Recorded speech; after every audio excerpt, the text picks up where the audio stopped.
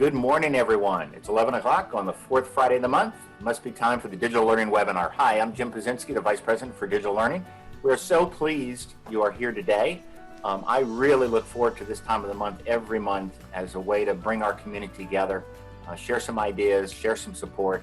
So we appreciate you all being here today. We've got some great presentations. I want to quickly get to them, just making a few quick announcements before I do that.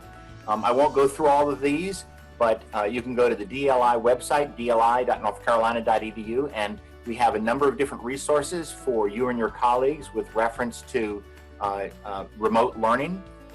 There is a resource guide that we put out a couple months ago, moving to alternative instructional formats. That's up on that site, as well as a number of other things. So I'd suggest that you check that out and see if any of those things help. And in addition, if there are things that you know of that other colleagues across the system it might be beneficial for them to know, please let us know, and we'll ask permission to link to those sites, either internal UNC system sites or other sites, but let us know on that. So I want to quickly turn it over to John Fauci. He has two quick announcements today, and I'll let you take it over, John. All right, thanks, Jim, and welcome everyone. And again, my name is John Fauci. I'm the Director for Special Projects here at the UNC System Office. I am also the UNC System Office QM lead.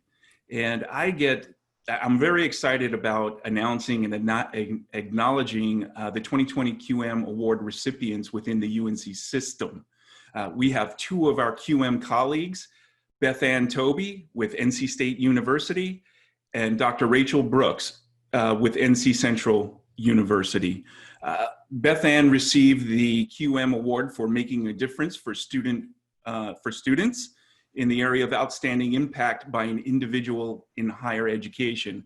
And I had the great experience of getting APPQM certified through a class that Beth Ann Tobey was delivering.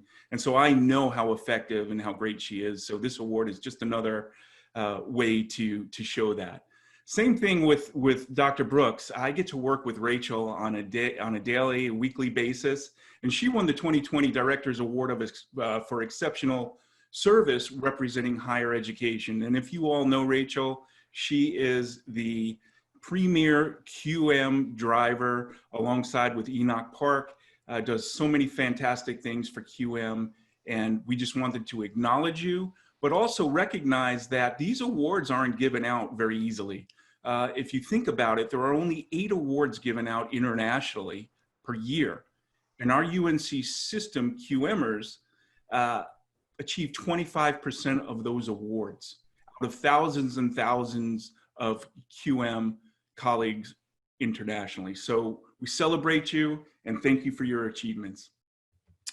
The next thing that I wanted to bring up is a recent Digital Learning Office funds that were established to increase system-wide QM capacity. Now, what we're trying to do is by end of year is to increase the capacity for QM across the system. In fact, what we're trying to do through these funds, and let me step aside and first say thank you to Dr. Jim Pazinski, as you know, the VP for Digital Learning, who championed as the executive sponsor to set aside these funds to support the QM Council in their mission to increase QM capacity across the system office. So thanks, Jim.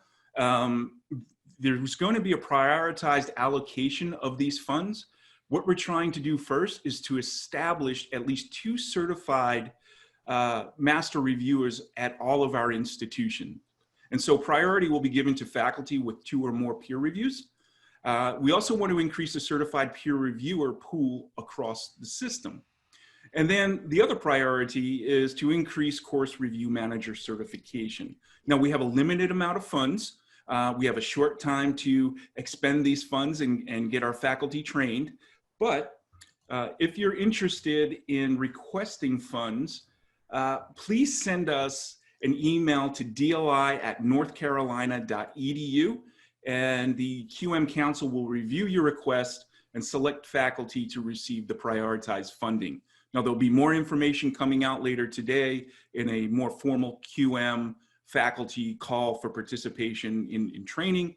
But for now, if you have any questions, feel free to send them to dli@northcarolina.edu. Thank you. Thanks, John, for that. And thanks, Beth Ann and Rachel, for all the hard work that you have done. And what a great honor to be chosen for those awards. You'll be hearing more about QM from John and the committee. There's lots of things that they're doing, and lots of things I think you'll want to be involved in going forward. So keep on the lookout for that. So today, though, we have two great presentations. The first one is with Jude Weinberg at UNC Asheville. And Jude is going to be talking about OBS, Open Broadcast System. And many of you probably do some recorded lectures in Zoom or other types of programs, and they could benefit from a little bit of, I would say, snazzing up. And so this is a program that at its lowest level allows us to input from different sources and really make our videos much more compelling. And as Jude will show, it also can be used on a departmental or school level to really be able to push out musical performances and other types of things. I've been playing around with it a little bit, and I'm really interested in hearing what Jude has to say. And then we have Rochelle Gold, NC Central, coming in. I think that one of the things I have discovered recently is just kind of how tired folks are from this whole COVID thing.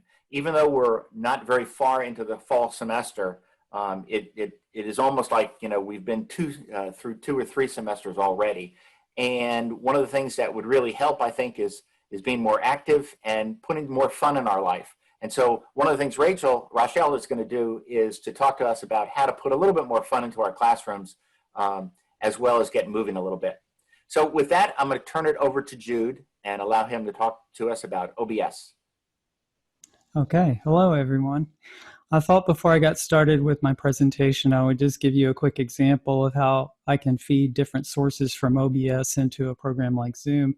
So I'm just going to quickly switch through a couple of sources I have in this OBS session. So there's my little UNCA logo, and then this is a countdown that we use sometimes right before the show starts. I can have a movie. I can have a PowerPoint presentation, which is the one I'm about to do. And I can have my face come in here. So I'll go ahead and start with the presentation. And then after the presentation, if we have time, I'd be happy to give you a view from the broadcaster standpoint, what OBS looks like as you're actually running it. So I will go ahead and share my screen with you so I can start the presentation here. Okay, so OBS is a free and open source cross-platform streaming and recording program, and it's maintained by the OBS project. And a lot of people use OBS for broadcasting of video games on YouTube so that they can play their games up there and put their faces up there. But we've been exploring in our music department uses of OBS for streaming our musical concerts and performances this fall. Certainly with everything that's happened with COVID, we've had to adjust the way we do our shows. And so this has been a use for us. But this is a very flexible program. It can be used in teaching and for many different purposes. And you don't need to have a complicated setup to use the program. You just need to have a computer and a microphone and some sources. So OBS provides encoding of video and audio transmission of data using RMTP to popular streaming destinations such as YouTube, Facebook Live, Twitch, really any place that you want to stream to, you can send your broadcast to, or you can broadcast it into Zoom, as I was doing just a few minutes ago.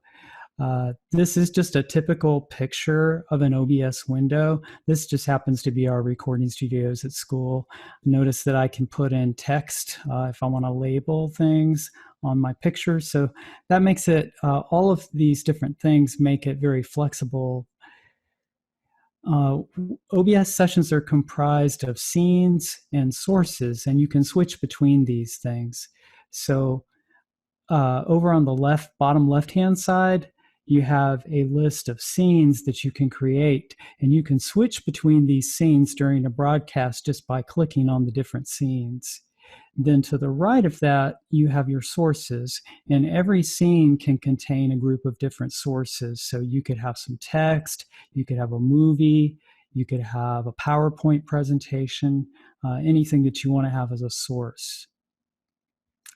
Audio sources are combined in the audio mixer section, which is that section right in the middle of the screen at the bottom. And you can do things like adjust the levels of your different sources and their volume. You can mute them. You can send them to different places.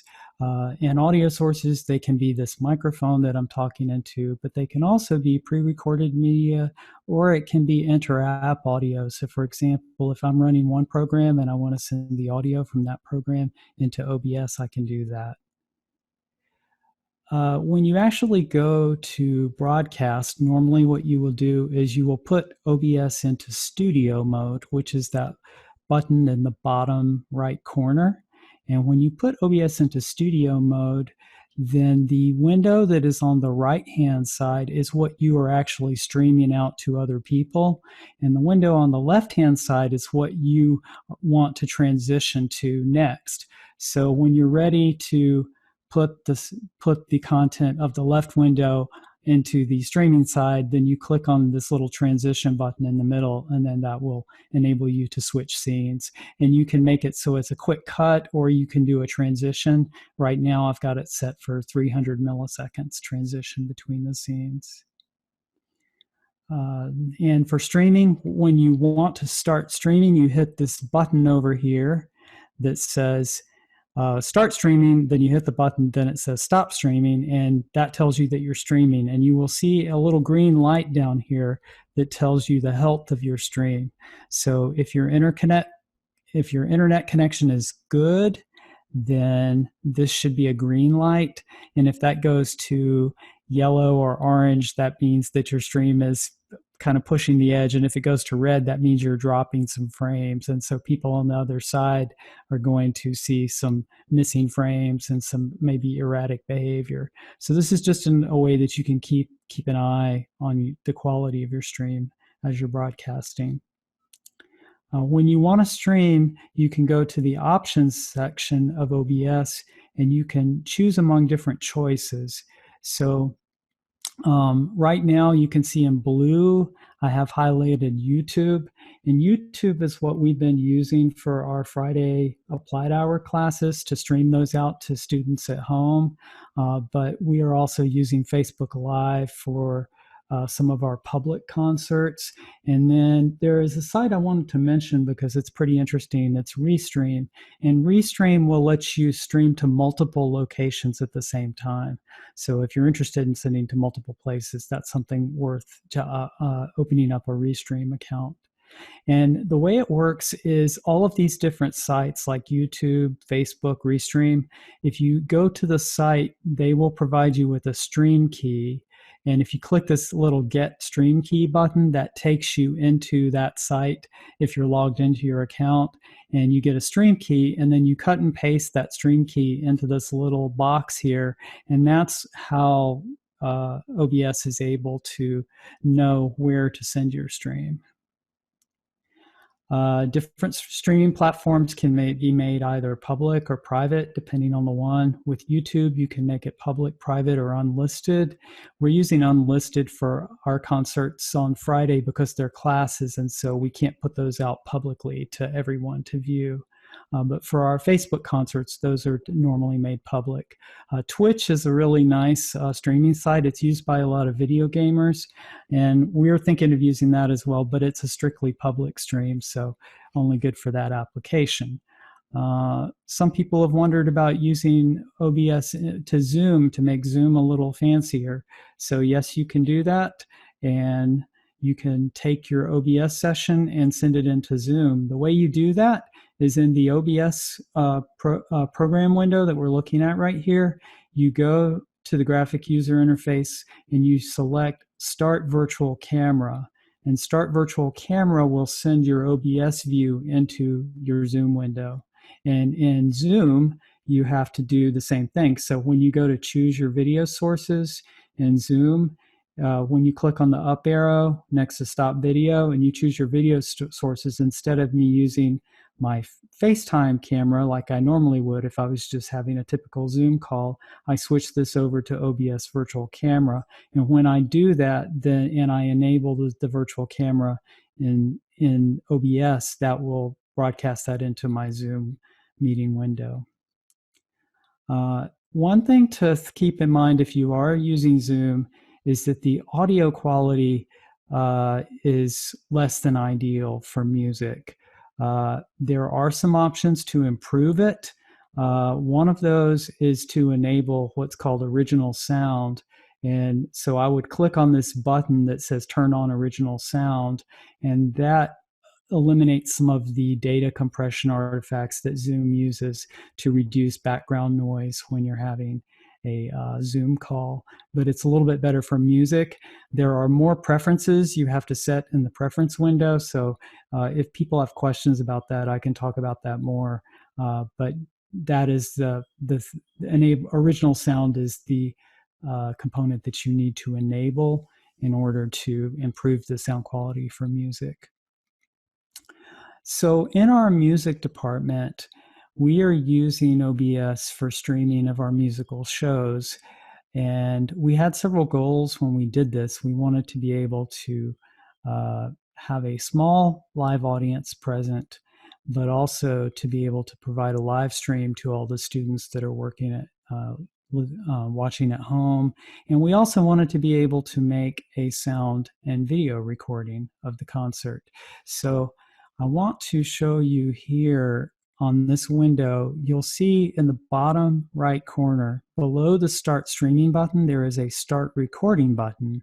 And you can also record everything that you're doing in Zoom to a local file on your computer that you could then say upload to YouTube or a site later. So if you don't want to broadcast, but you want to use OBS just to make a recording of different video and multimedia sources, audio, and then make sure that you can edit that to make it to your liking before you put it up on the web somewhere. That is definitely possible with and easy to do with OBS.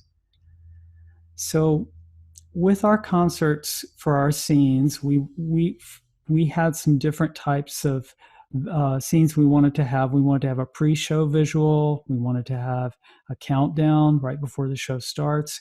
We wanted to have some different views of the stage with close and far webcams. We wanted to have some pre-recorded movies for students who could not be there in person, so they sent us a movie that they wanted us to broadcast. We have some pre-recorded music sometimes we want, and a standby visual for that. And then after the show, we would normally just go back to our beginning screen. For sources, we use, as cameras, we use camcorders. We use an iPad and a program called Epic Cam to broadcast the iPad into your laptop. You can also do this with an iPhone. If you're on an Android phone, there's a free app called IP Webcam that is really nice to broadcast your phone to your computer, so you can use your phone as a camera. There's pre-recorded movies we wanted to as sources. Then we had our countdown leader, department logo, and then some text type overlays that we wanted to put onto the show.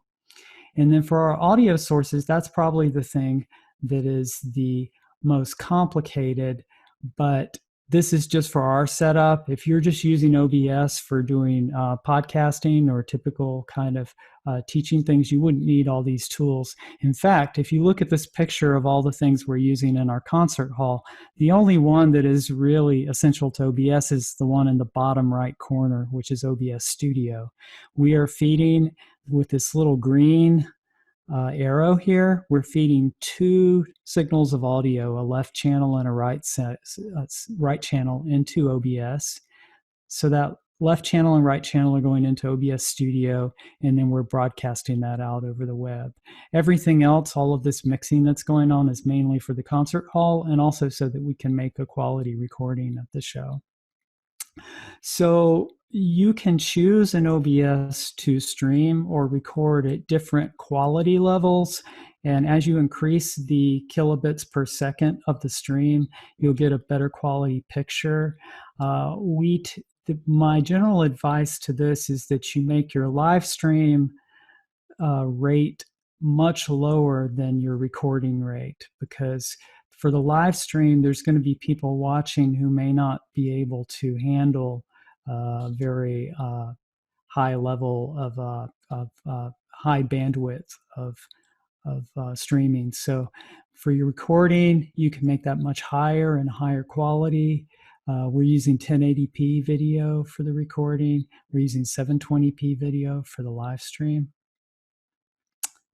And then this is our little pre-show logo here, and also we put at the end of the display, at the end of the show.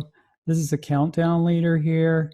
So this is just something to let everybody know that the show is about to begin. And does a little pop, and then 2 seconds of black, and then the show starts. And then when we go into our show, this is a typical example of like a full band angle where we're just showing everyone on stage. I'm sorry, I had to blur that because this is a class. I had to blur the identities of all of the students. This is a combination view where you can see on the left-hand side, there's a smaller window that is inside the larger window that has actually an iPad as the camera that is aimed at the piano player there. And so all of these windows are movable. You can move them around during the show. You can put them in that left window so that people can't see when you're moving them around until you're ready to transition them over to the main window. But it's very flexible. You can also put text or graphics up on the screen. So this is a close cam shot right here. So some people are looking at using OBS for streaming for audio purposes, like our music department, because the sound quality is much better than you can get with just using Zoom for a musical performance.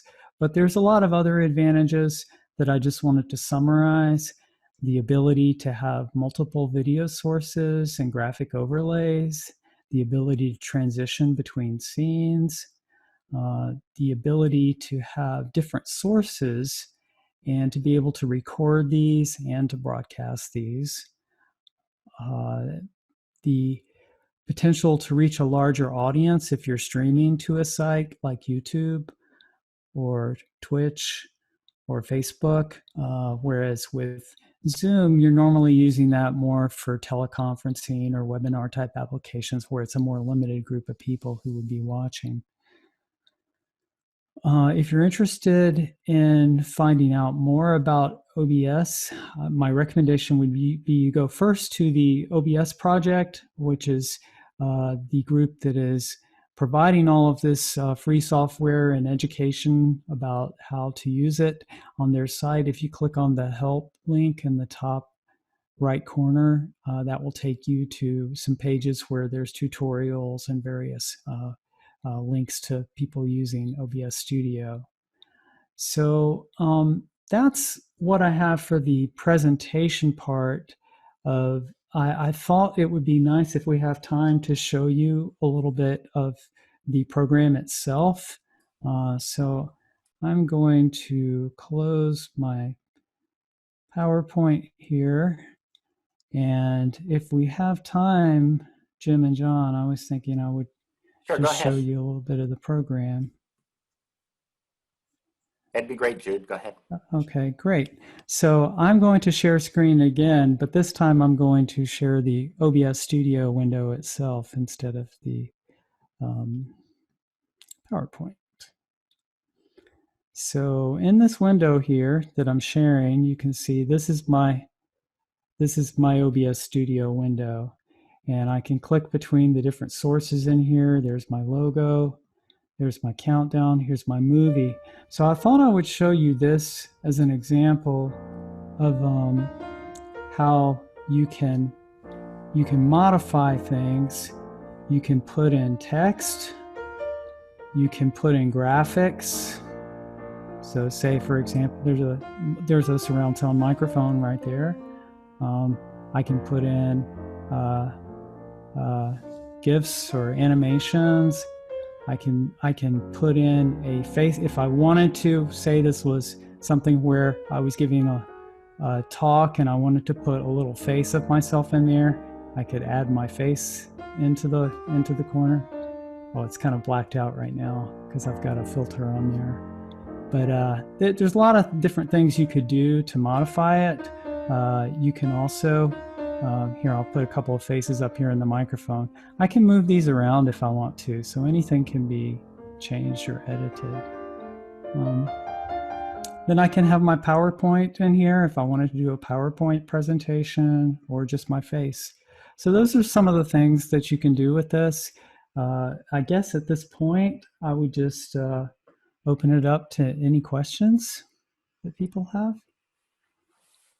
And you can either do that by unmuting or going into the chat. We did have one suggestion or announcement from Greg Dillingham, also in Asheville.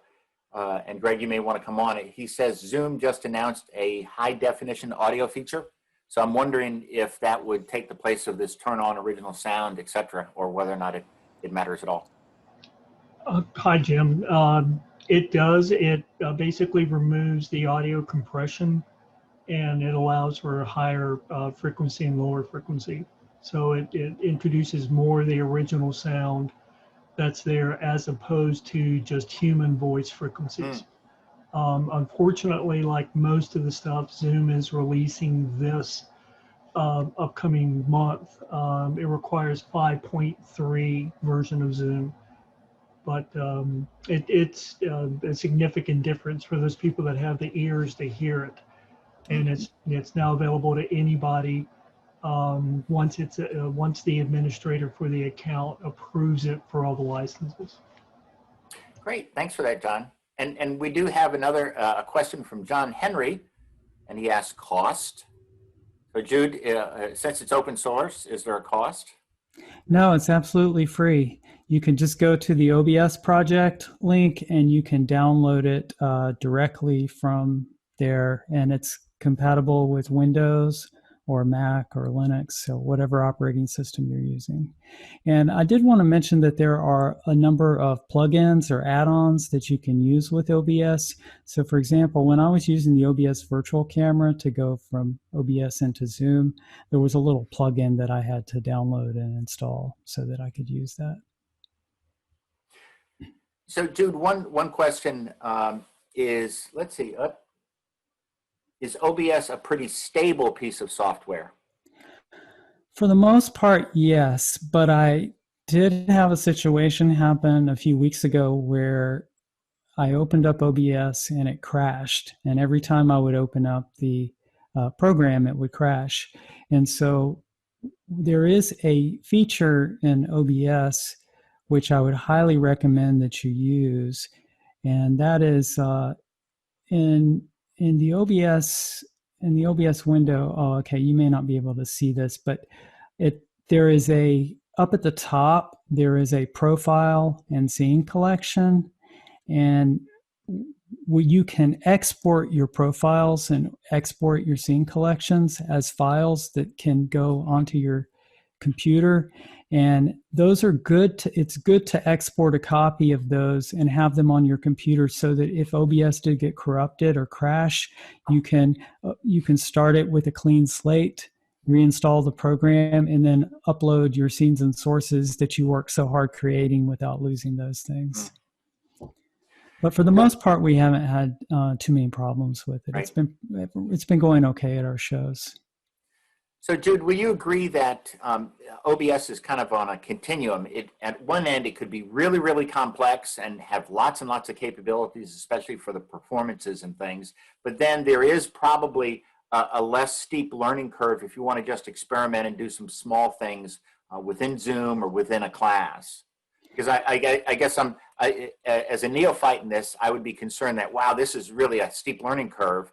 And for all those complexities, it may be, but probably for some for just an entry level, it probably wouldn't be all that complex, and a couple of those YouTube videos might do it for you.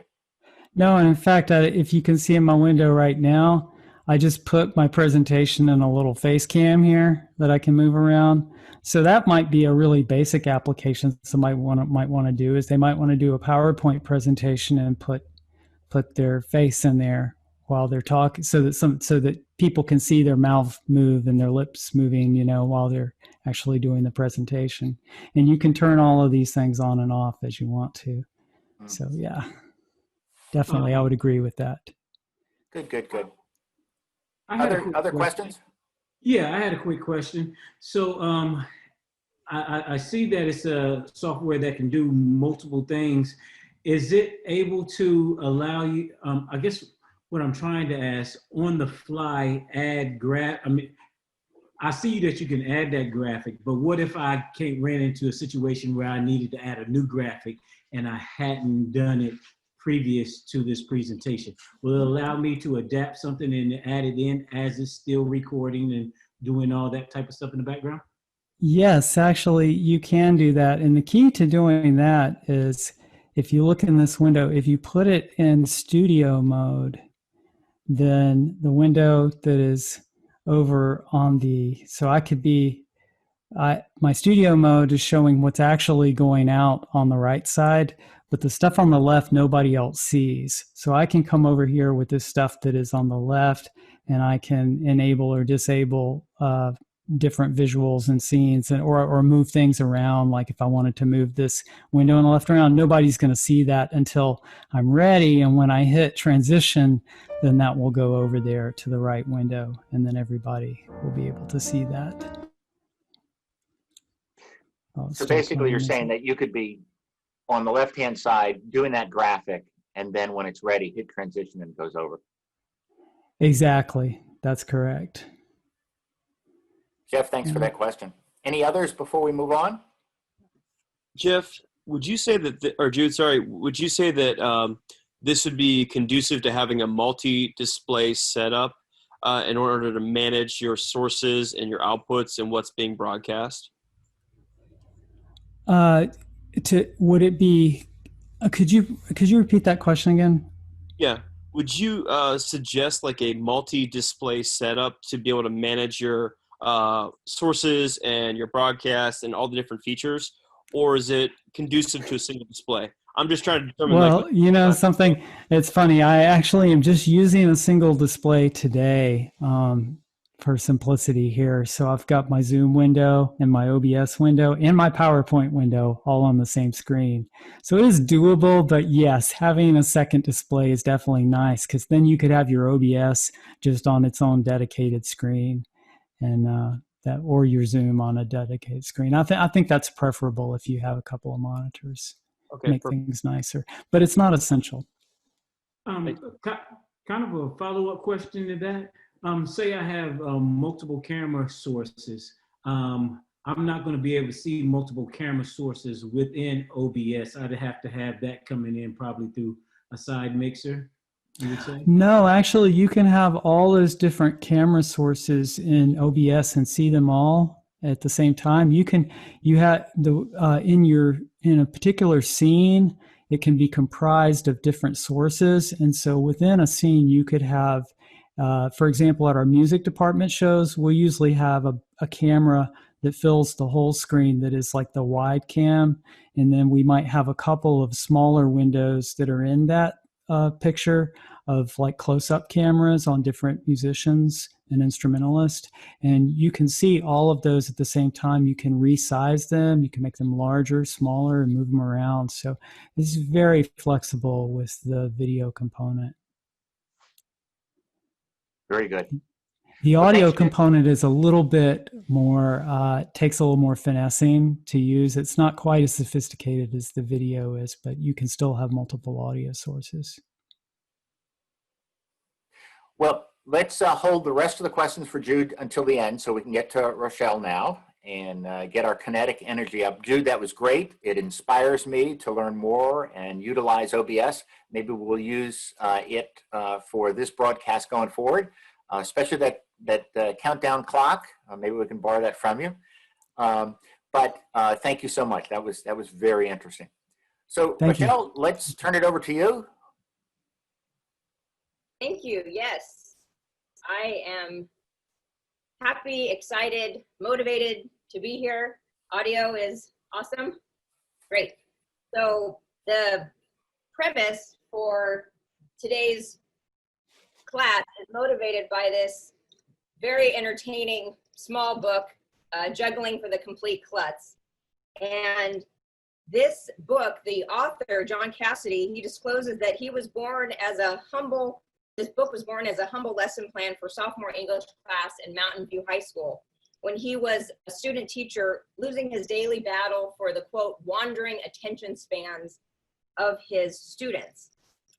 I too am in a daily battle to compete for the wandering attention spans of my students. And when I teach face-to-face, I redirect them with various different modes. So normally I have juggling balls that I use in class. I am a literature professor, and so we often do roundtable readings of literature. For example, my class was reading the Odyssey this morning, the Slaughter of the Suitors in the Great Hall. And so obviously, because we're online, I cannot throw a juggling ball to them. And so we go through in a popcorn mode. And I've discovered that when students are logged in, that doesn't necessarily mean that they are tuned in.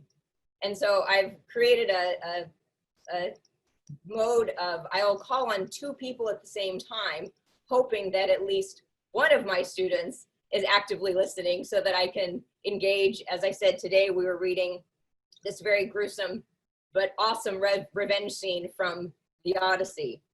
So to continue, what I normally do is during class, when I teach face-to-face, I use sign language, I dance, we do a little dance off on Musical Mondays.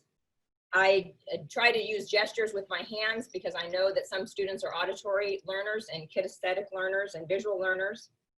And I may, again, throw the beanbag or the juggling ball to indicate whose turn it is to read aloud.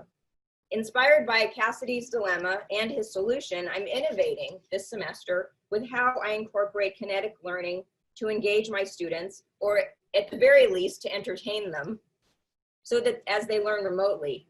This brief webinar is based on the premise that the brain works best when properly oxygenated. And as an exercise enthusiast myself, I can attest to this fact. In fact, medical professionals remind us that whatever is good for the heart is good for the brain in terms of blood flow, etc. And what is good for the brain is good for the heart. So how can one adapt these kinetic learning tools to an online environment, especially when students cannot physically catch a beanbag or compete in an in-person dance-off? During this presentation, I will be sharing how I teach while I stand. I also try to use some props, like my hula hoop, as well as the bean bags to engage their attention. You may see a speed bag behind me. This is not a promotion for Everlast Company, but the speed bag, again, is just a way to gather attention. I also use some basic sign language, just some finger spelling, which is something, again, that's a little bit fun for students to learn. And I lead the class in some stretches, which I'll share today. And my goal is to hope that this increases attendance in synchronous sessions and reduces distractibility, as well as tries to counter the sedentary nature of online learning. And also it infuses some playfulness and some joy into your class. So with that, I'm going to move into screen share mode. So again, a shameless plug for the book. No, I don't know the author, but it's a great use of a few dollars. A little background, there's quite a bit of literature on decreasing sedentary behaviors in terms of academic performance. This is from Frontiers in Neuroscience. There is a body of literature also related to how do you connect with kinetic learners in an online environment. Howard Gardner is a leader in the field of education in terms of multiple intelligences. And there are other authors who strongly believe that we need to support wellness in this online environment, again, going back to my premise that as we are doing all of this sitting, it is really, as I've noted for myself, eye strain, neck strain, as well as just needing to move physically. So the first technique that, again, I know it's a little out there, so I appeal to a sense of playfulness and fun, which is this is a picture of Michelle Obama, and she is hula hooping here, and this is at some point during the first Obama administration. And so I said, you know, if Michelle Obama does it, shouldn't we all? So again, I'm not expecting people to engage with all 10 techniques, but just have a sense of playfulness and a sense of fun. And again, in terms of the juggling balls are just another way to show the students. This is one of the juggling balls, actually says klutz right on it, and to have a sense of fun and a sense of playfulness. The next mode that I would encourage people to consider is, I am not, unlike Jude, a very gifted musician, but I do have a tambourine, and the tambourine can add a little bit of fun if you're transitioning between activities. So I teach at NCCU, and most of my classes are 50 minutes or 75 minutes. And so I use the tambourine as a way of indicating that we're moving from a class discussion mode to a mode where I might provide a mini lecture, or a mode where I am showing a video. So the visual cue of the tambourine, again, as a way to cue into the students who may not be paying attention that this is a something memorable. And the other cue that I use, this is, at one point I was a middle school educator and a high school educator. And when you have a room of hormonal teenagers, another audio cue can be helpful. So again, this is just a $3 train whistle. So those of you who are in the mountains may be familiar with, I think, Tootsie or Tweetsie train station. So the auditory cues would be a train whistle, as I said, a very simple tool, or the tambourine. And again, in terms of sign language is, I had a very good friend who was in the 4th grade who was hearing impaired. And so I know how to fingerspell, and I know maybe 12 words, but it's just another way to communicate with students A, B, C, D, E, F, G, as a mode of, again, using the body physically to prevent this sedentary mindset. In terms of nonverbal communication, which again is really great for students who might be hearing impaired, you can gesticulate or talk with your hands to make points. This is this one point, this is another point. It's important to make sure that we are culturally relevant and culturally specific. We know that obviously hand gestures and finger signs could be offensive in different cultures. So I just stick with basically, you know, this is one key, or I will use signals and say, this is the first point, second point, third point, fourth point, etc. So it's just a visual cue for students who might be wanting to highlight as they're taking notes or as they're trying to prioritize information. I also stand, and when I stand, it gives you another posture other than just sitting and staring into the screen. It's also good for your circulation to stand as well. And again, when you're standing, you can highlight and emphasize different ideas. So my standing is also my segue to telling jokes. So I am actually wearing a joke, which is a very bad pun. I found this humorous. And in terms of playing with dress code, you know, everyone is wearing more casual clothes. And so some of us are wearing more formal clothes, but to add a sense of whimsy, you might consider a piece of clothing that would be something humorous. In my class on Musical Mondays, we might do a little bit of dancing, a la, you know, the Ellen DeGeneres show. I do have a rated G joke for this morning, which is, how do you get a cow to be quiet? You press the mute button. I'm here all week. Don't give up that day job. Okay, don't give up the day job. So again, to increase a sense of playfulness, to instill listening skills and increase blood flow, you can also play charades. And again, I'm not talking about using an entire period of class content, but using these techniques as either a warm-up or a way to end class to bring a sense of playfulness and laughter.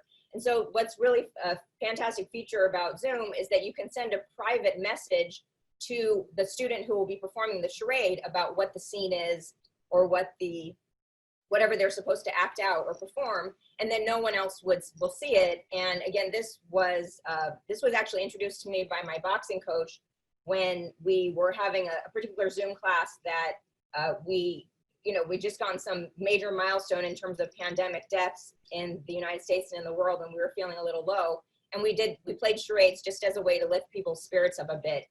You can also play Simon Says or Simone Says. The next slide, and I actually would like some participation from those of you who are choosing to share your screen. So as I said, I borrowed heavily from my boxing coach. His name is Harold Cook. He's a former professional boxer. And one of the remarkable modes of his boxing practice is he actually teaches boxing to people who have Parkinson's disease. There are many studies neuroscientists have done that show that movement, specifically boxing, is really beneficial for people with Parkinson's in terms of helping them maintain their physical agility and also some functional movement. And so one of the first stretches that we do, and feel free to participate, is a neck circle, where you're isolating the neck and moving it around in this particular mode. And again, in both directions. So you're kind of isolating the neck in this way, moving it in both directions. The next would be a head tilt to the right and a head tilt to the left. And you can do, as many repetitions of that as possible. If you hear little cricks and creaking, you're over 40. So that's a little, it feels good. It's literally just the synovial fluid in your spinal cord. It's perfectly normal. It sounded like popcorn here, Rachel. Roger. So the next would be a very gentle at first roll, which is more of the clockwise motion that you might think of in an exercise class, where you're moving your head around as well. So again, but start with the neck circles, and then the neck tilt, and then the neck rolls. The next would be wrist circles. So you pretend that you're on a Harley chopper or some type of motorcycle. Your hands are out, and you slowly rotate the hands in this direction about 10 times this way, and again about 10 times, but don't do it so fast. Do it really nice and controlled motion. And that's really great for carpal tunnel and having the arm, your lower arm, it feels like a great stretch. Another stretch for the fingers, again, because so many of us are using our hands with a keyboard, is you have your hands in this position, our elbows are out, and you're not pulling your hand together in prayer, but just the finger beds are pushing against each of the finger beds. And again, it's a wonderful stretch for your fingers, also for your wrists. And then finally, you can have fun with shoulder rolls, shoulder shrugs forward, shoulder shrugs back, but also, again, for range of motion, you can isolate the shoulders one at a time. This, again, is a dance move as well. So you can get that going, but so much of what we're doing is pulling us forward right now with all of our keyboarding and visually gazing at the screen. So shoulder shrugs back, double shoulder shrugs, or as I said, one shoulder shrug at a time are really great techniques to, again, bring blood flow, bring oxygenation, to the body.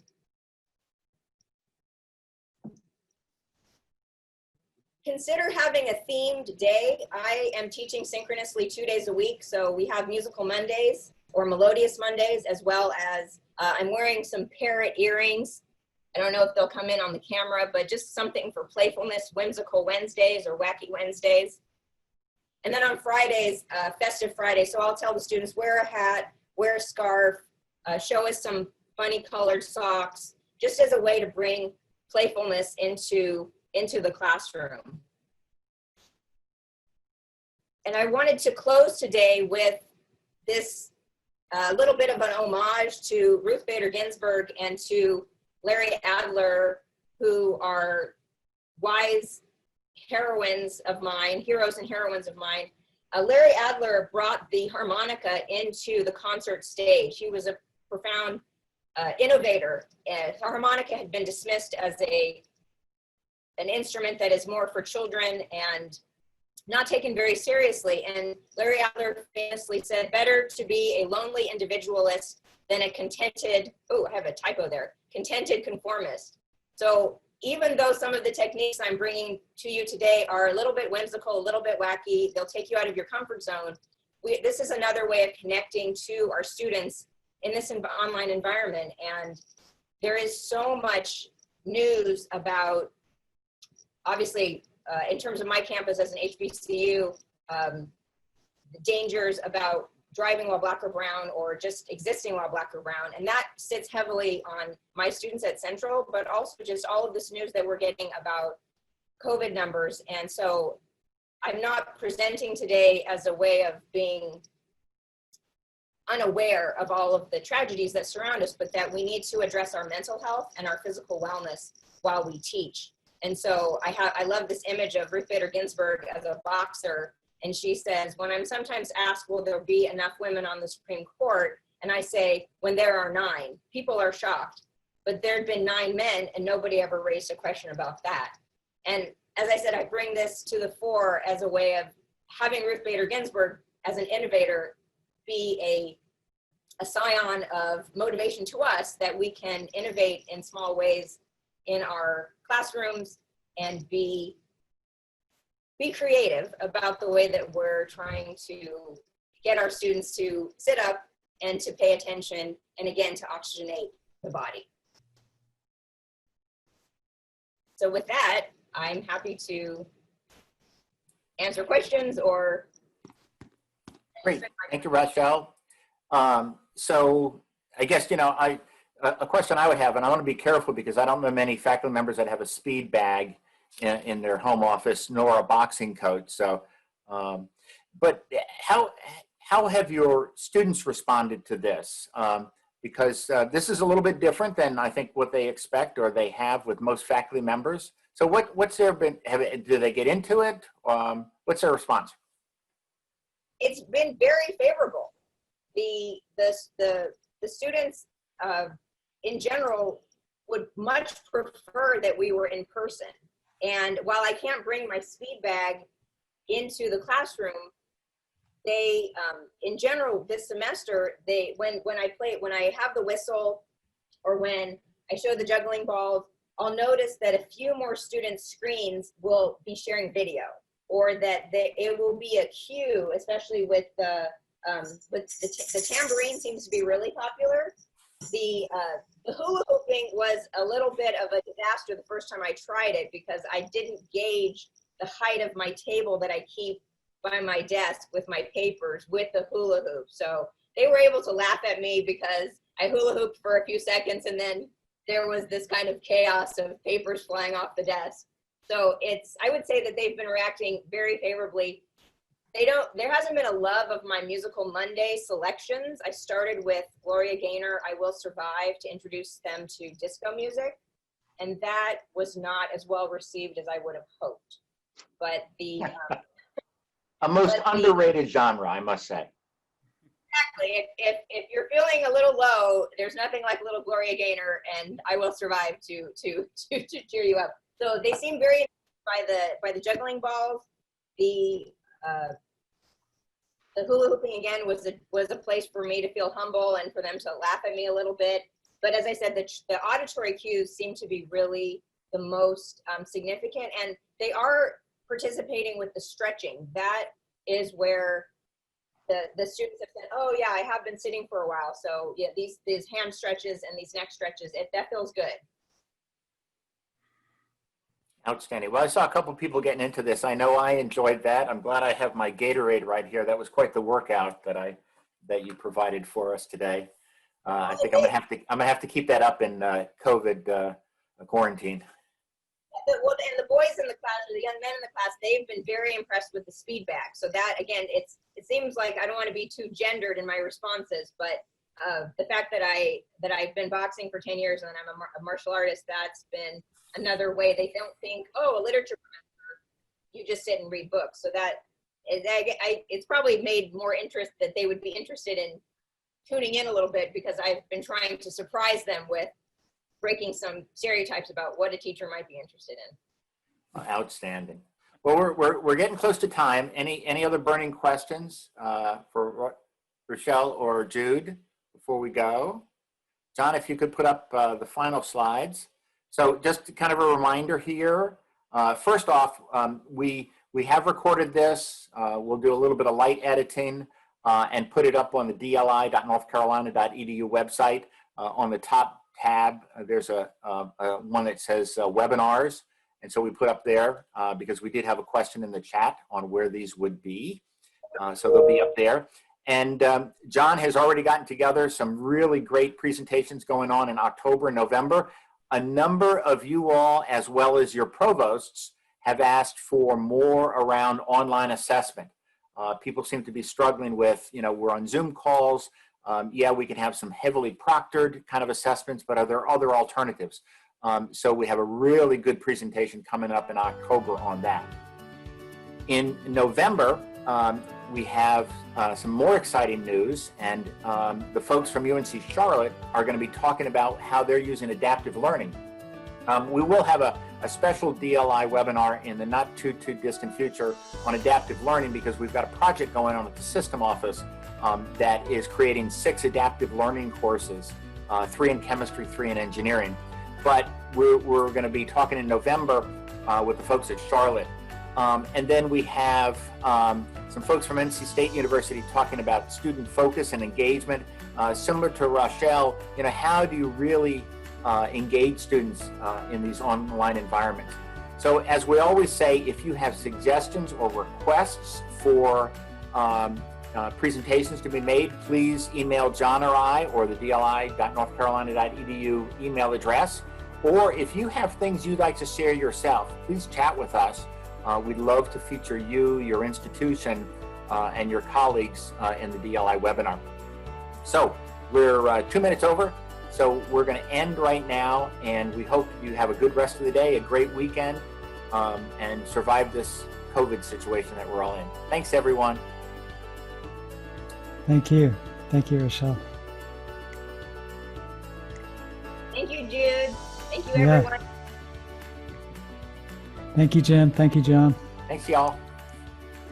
Thank you for doing this. Have a nice weekend. You too. Bye-bye.